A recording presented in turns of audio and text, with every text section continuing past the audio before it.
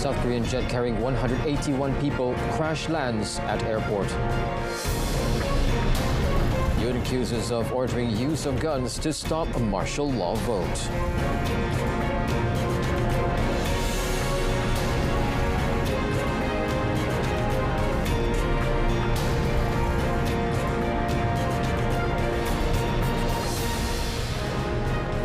Hello, good afternoon, and Salam Malaysia Madani. Thanks for joining us. I'm Onto Othman, and you're watching World Today. A plane carrying 181 people crashed at one international airport in South Korea, killing at least 85 people. A response team officer at the local fire department, Lee Hyun-jin, said the tally could rise due to the critically injured. The Jeju airplane was carrying 175 passengers and 6 crew on a flight from the Thai capital, Bangkok. According to local media, officials suspect the crash was caused by contact with birds, resulting in malfunctioning landing gears as the plane attempted to land at the airport in the country's southwest. They have begun an on-site investigation to determine the exact cause. Video shared by local media showed the twin-engine aircraft skidding down the runway with no apparent landing gear before slamming into a wall in an explosion of flame and debris.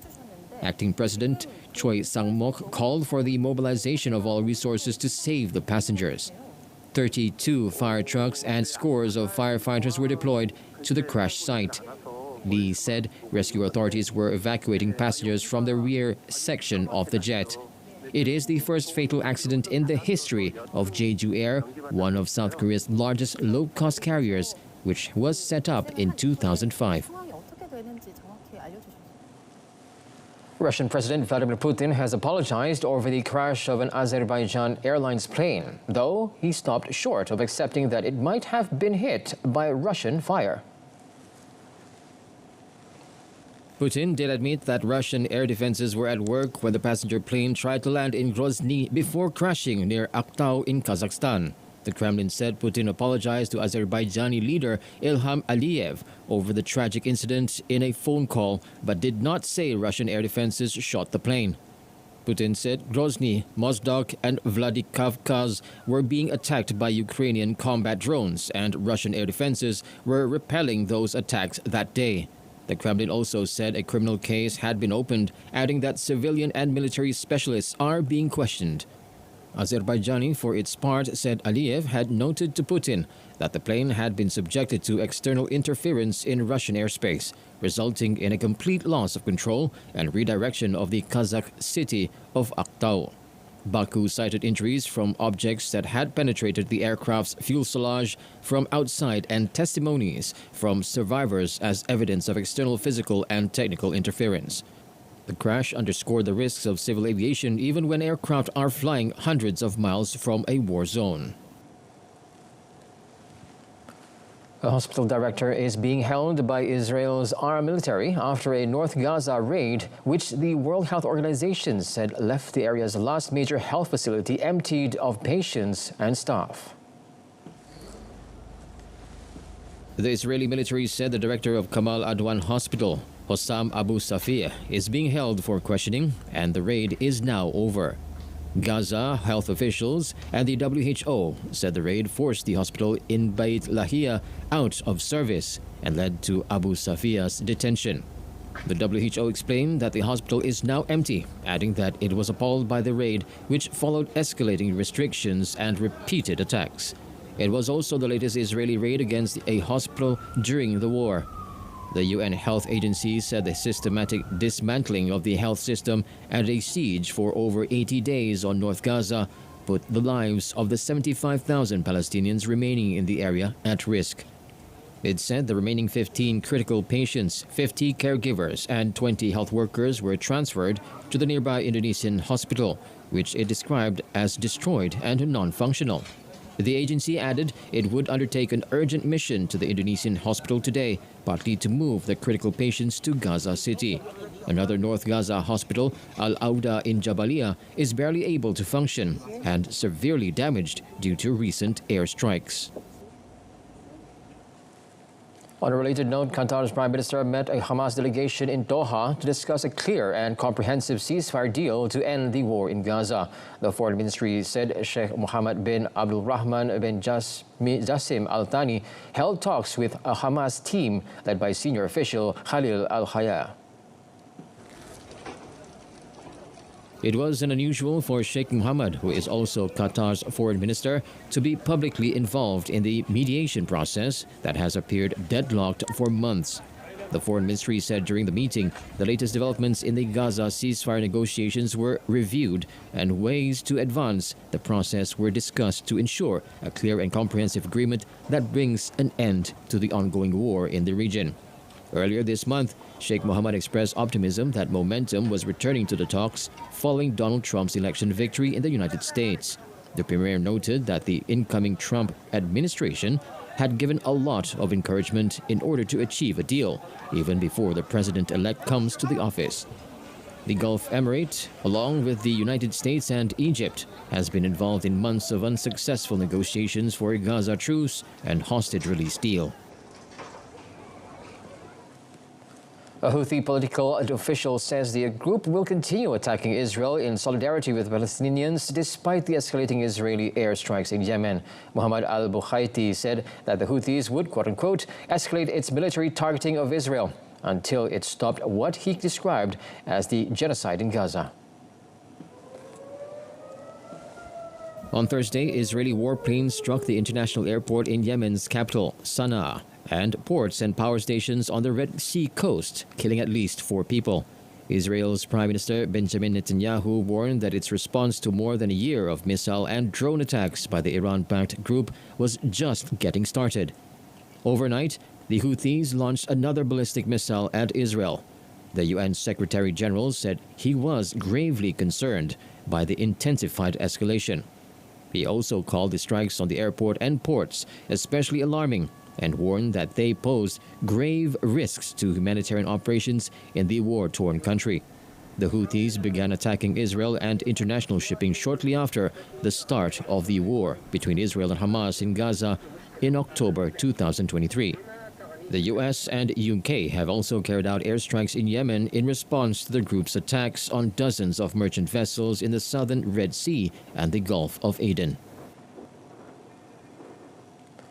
Afghan Taliban forces targeted several points in neighboring Pakistan, Afghanistan's defense ministry said on Saturday, days after Pakistan aircraft carried out aerial bombardment inside Afghanistan. The statement from the defense ministry did not specify Pakistan, but said the strikes were conducted beyond the hypothetical line, an expression used by Afghan authorities to refer to a border with Pakistan that they have long disputed. No details of casualties or specific areas targeted were provided. The UN mission to Afghanistan also called for an investigation into Pakistani airstrikes in Afghanistan, in which the Taliban government said 46 people were killed, including civilians. Afghanistan has for decades rejected the border known as the Durand Line, drawn by British colonial authorities in the 19th century through the mountainous and often lawless tribal belt between what is now Afghanistan and Pakistan. The neighbors have a strained relationship, with Pakistan saying that several attacks that have occurred in its country have been launched from an Afghan soil, a charge the Afghan Taliban denies. The new head of Syria's intelligence services, Anas Khattab, has announced a plan to dissolve the institutions that were so feared under the rule of ousted President Bashar al-Assad. Anas Khattab explained that the security establishment will be reformed after dissolving all services and restructuring them in a way that honors the people. Prisons were emptied after Assad's fall as officials and agents of the deposed regime fled. Most of the installations are now guarded by fighters of Hayat Tahrir al-Sham, the group that led the armed coalition that seized power in Damascus. Numerous Syrians have rushed to form detention centers in the hope of finding traces of relatives and friends who went missing during the 13 years of a devastating civil war that left more than 500,000 dead. According to the Syrian Observatory for Human Rights, more than 100,000 people died in Syrian prisons and detention centers during the conflict.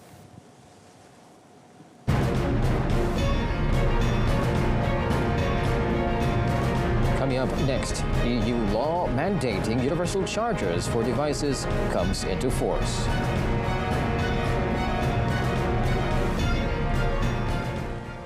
South Korea's suspended President Yoon Suk-yeol has been accused of authorizing the military to fire their weapons if needed to enter parliament during his failed bid to impose martial law. The 10-page summary from former Defense Minister Kim Yong-hyun's prosecution indictment report also said Yoon vowed on 3rd December to declare martial law 3 times if necessary. Yoon, who was stripped of his duties by the National Assembly this month, is under investigation for his short-lived attempt to scrap civilian rule, which plunged the country into political turmoil and led to his impeachment. Yoon's lawyer, Yoon Kub-kyun, dismissed the prosecutor's report, saying it was a one-sided account that neither corresponds to objective circumstances nor common sense. As lawmakers rushed to Parliament on 3rd December to vote down Yoon's martial law declaration, heavily armed troops stormed the building. According to the prosecution indictment report, Yoon told the chief of the Capital Defense Command, Lee Jin-woo, that military forces could shoot if necessary to enter the National Assembly. Hundreds of thousands of South Koreans flooded central Seoul on Saturday in the latest wave of protests demanding the removal of the country's suspended President Yoon Suk-yeol a day after Parliament voted to impeach his acting replacement. Organizers claim that more than 500,000 people participated in the rally, which took place amid a large police presence. The demonstrations, which have grown steadily since Yoon's failed declaration of martial law on December 3rd, transformed the historic Gwanghwamun area in a striking display of civic engagement, with citizens including young protesters wielding K-pop light sticks alongside civil society groups. Lawmakers voted on Friday to impeach the acting president Han Duck-soo, marking a deepening of South Korea's political and constitutional crisis, stemming from Han's refusal to appoint 3 judges to the Constitutional Court, the very body that must decide Yoon's fate. The opposition-controlled parliament viewed this as deliberately stalling Yoon's impeachment process, while the ruling People Power Party warned that removing Han risked triggering a second financial crisis and accused the opposition of paralyzing state functions. EU rules requiring all new smartphones, tablets and cameras to use the same charger came into force on Saturday in a change Brussels said will cut costs and waste. Manufacturers are now obliged to fit devices sold in the 27-nation bloc with a USB-C, the port chosen by the European Union as a common standard for charging electronic tools. The EU has said the single charger rule will simplify the life of Europeans and slash cost for consumers. By allowing consumers to purchase a new device without a new charger, it will also reduce the mountain of obsolete charges, the bloc has argued. The law was first approved in 2022 following a tussle with U.S. tech giant Apple. It allowed companies until 28 December this year to adapt. Makers of laptops will have extra time from early 2026 to also follow suit. Most devices already use these cables, but Apple was more than a little reluctant. The firm said in 2021 that such regulation stifles innovation, but by September last year, it had begun shipping phones with the new port. USB-C ports can charge at up to 100 watts, transfer data up to 40 gigabits per second, and can serve to hook up to external displays. At the time of its approval, the Commission said the law was expected to save at least 200 million euros per year and cut more than 1,000 tons of EU electronic waste every year. Russia's Gazprom has decided to halt gas supplies to Moldova from 1st January over a debt dispute during a state of emergency over energy security in the tiny country. Moldova's Prime Minister Dorin Bresion denounced what he called oppressive tactics. Moldova earlier this month introduced a 60-day state of emergency before the expected cut. Gazprom said the company will introduce a restriction on natural gas supplies to the Republic of Moldova to 0 cubic meters per day. Gazprom said the move was in connection with the refusal by the Moldovan side to regulate debts, and it reserved the right for further action, including terminating the supply contract. Russian, meanwhile, noted that the alleged debt had been invalidated by the international audit, accusing Russia of using energy as a political weapon. He said Moldova would continue to diversify its sources of energy supply and will carefully analyze legal options, including the resort to international arbitration to protect its national interest and to seek compensation. 3 homes and 11 outbuildings have been destroyed as large bushfire continues to burn in a national park in Australia on Saturday. Now, according to authorities, the blaze was sparked by lightning on 17th December and is still expected to burn for days ahead. The out-of-control blaze across the Grampians National Park in Victoria has burnt over 75,000 hectares of land, roughly the size of Singapore. But conditions are changing for the better, according to state emergency services. More than 600 firefighters, including approximately 100 backup personnel from interstate, worked through the Christmas holiday to protect homes in the region. Warning levels for the fire have been downgraded on Victoria State's emergency website to threat is reduced, and favorable conditions are forecasted for the next week. The eastern state of Victoria has faced extreme fire conditions in the past week, with numerous blazes forcing evacuations in dozens of rural communities. A total fire ban was also declared across the whole of Victoria, barring any fires in the open air. Ports were closed across Peru as massive waves up to 4 meters high pummeled the region. Local authorities said many beaches along the central and northern stretches of the Peruvian coastline were also closed to prevent risk of human life. Waves there submerged jetties and public squares, sending residents fleeing to higher ground. According to the National Emergency Operations Center, Peru closed 91 of its 121 ports until January 1st next year. The municipality of Callao closed the capital Lima and the location of the country's main port, closed several beaches and barred tourists and fishing boats from venturing out. Navy Captain Enrique Varea said the waves were generated thousands of kilometers away from Peru, off the coast of the United States. He explained that the waves were generated by a persistent wind on the surface of the ocean that was approaching the coasts.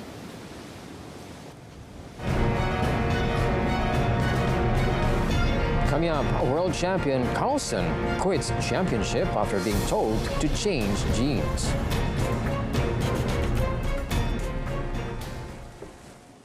The 2025 SEA Games in Thailand is likely to offer a record number of gold medals, with 585 events expected to be contested from 9th to 20th December in Bangkok, Chonburi and Songkhla. Olympic Council of Malaysia MOM Secretary General Datuk Muhammad Nazifuddin Najib said the organizers made several additions and changes to the events unexpectedly during a virtual meeting held last week. According to the new list, 11 events have been dropped, while 16 events have been added. Among the newly listed events are the 20-kilometer race walk and the 3,000-meter steeplechase for both men and women, bringing the total number of gold medals up for grabs in athletics to 47. Datuk Muhammad Nazifuddin said the changes also involved sports such as gymnastics, canoeing, cycling, e-sports, pencak silat and judo. According to the SEA Games Federation Charter, a minimum of 4 countries must participate for any sport event to be contested at the biennial games. At the last edition in Cambodia, 580 events across 36 sports were contested, while the 2021 edition in Vietnam and the 2019 edition in the Philippines featured 523 events across 40 sports and 530 events involving 56 sports respectively. National weightlifting star Muhammad Anik Kastan confirms that he will compete in a new weight category, the 60-kilogram division, next year. The World Championship silver medalist said the switch comes as the International Weightlifting Federation, IWF, has restructured its weight categories, eliminating the 61-kilogram division in which he previously competed. Expressing confidence in adapting to the new category, the Sagamat-born athlete aims to maintain his lifting momentum and achieve his goal of a total lift of 300 kilograms. Muhammad Anik also pointed out that he wanted to maintain his total lift of 298 kilograms from the 61 kilogram category. Reflecting on his performance this year, Muhammad Anik expressed satisfaction but acknowledged the room for improvement to reach his full potential. Despite winning medals in several competitions this year, the 22-year-old athlete is determined not to become complacent and aims to work even harder. He also admitted that he has not achieved his personal target yet, as he aimed to do even better next year and bring home a gold medal at the SEA Games in Thailand.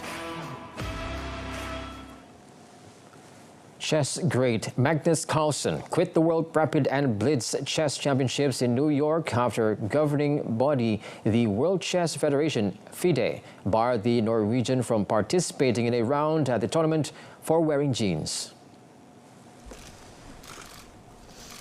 In a statement, FIDE said its dress code regulations were designed to ensure professionalism and fairness for all participants. The body added that it had issued Carlson a $200 fine and given him an opportunity to change into the correct attire, which the world number one rejected. Carlson, world champion between 2013 and 2023, said he had a lunch meeting before the round and had to change quickly. The 34-year-old added that he would not appeal to the decision, saying, quote-unquote, that he is too old at this point to care too much.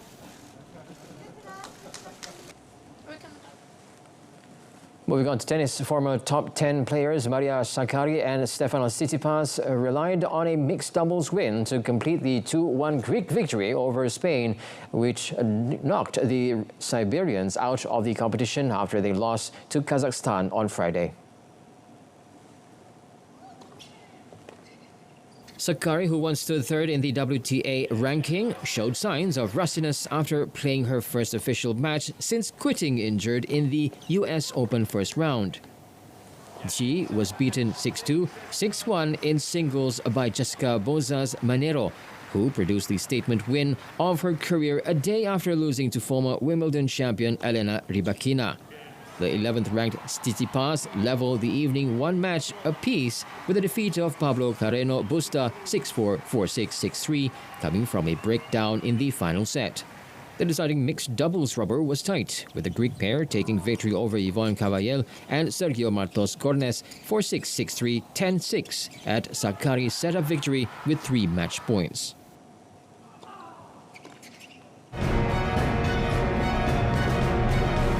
Up next, Harbin Ice Snow World presents Crystal Mysterious Fairyland.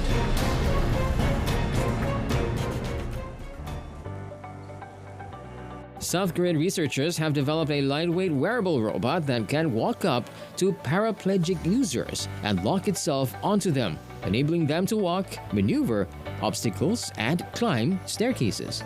The exoskeleton laboratory team at the Korea Advanced Institute of Science and Technology said their goal is to create a robot that seamlessly integrates into the daily lives of individuals with disabilities.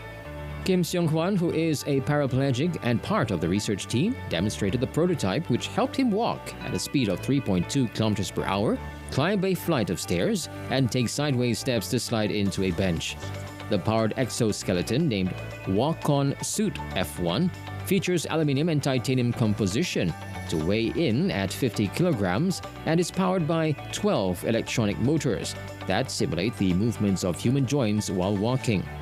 To ensure the user's balance while walking, the robot is equipped with sensors on its soles and in the upper body that monitor 1,000 signals per second and anticipate the user's intended movements.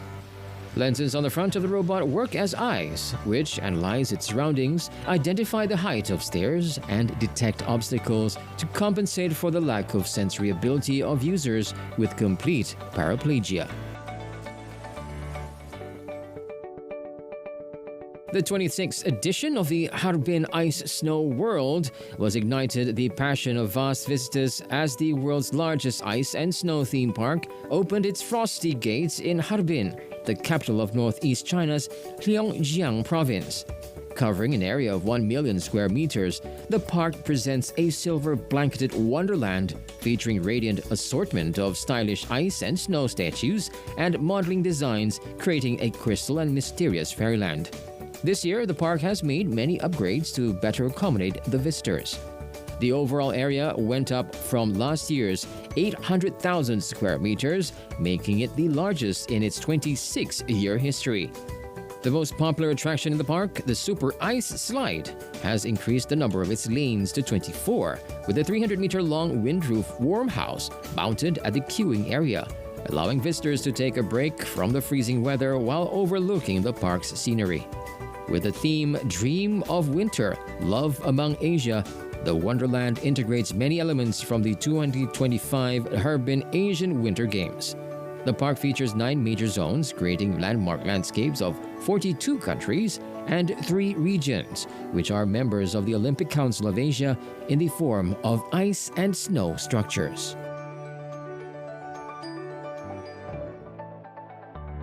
In southwestern Mexico, artists in Oaxaca returned to their roots at the traditional Night of the Radishes festival to present elaborate root sculptures.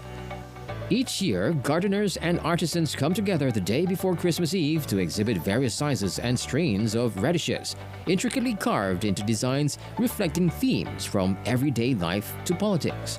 Artists participating in the competition can only use the radishes, their stems, and leaves.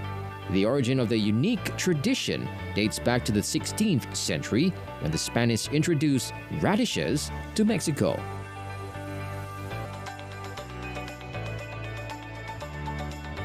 Esta tradición empieza con las vendimias que se hacían en el siglo pasado, aquí alrededor del Zócalo, que prácticamente aquí se vendían lo que eran las verduras, el pescado y algunos otros alimentos que se ocupaban para la Navidad. Y a una persona que se le ocurrió hacer una figura y ponerla en su puesto para obtener mejores ventas, le funcionó mucho, entonces varias gentes empezaron a hacer lo mismo.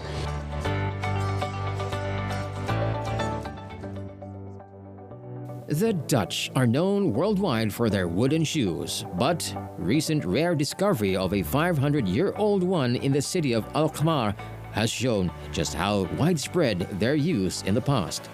The wooden shoe was found in a cesspit that was discovered last month during construction of an underground waste container in Alkmaar, around 30 kilometers northwest of Amsterdam. According to archaeologists, the cesspit was used as a toilet and for waste disposal from around 1450 to 1558. The clog, a European size 36, is estimated to have been made at the end of the 15th or early in the 16th century. It is the first ever found in the Netherlands made of birchwood and one of only 44 wooden shoes ever found during excavations in the Netherlands and Belgium. And it was found in a cesspit in an urban surrounding. So this is very special because with wooden shoes we always think of farmers using wooden shoes during their work, but actually this was found in an urban context, so in a city of Alkmaar, and they were using this kind of footwear for daily use. So this is very, very nice, and it's so very well preserved.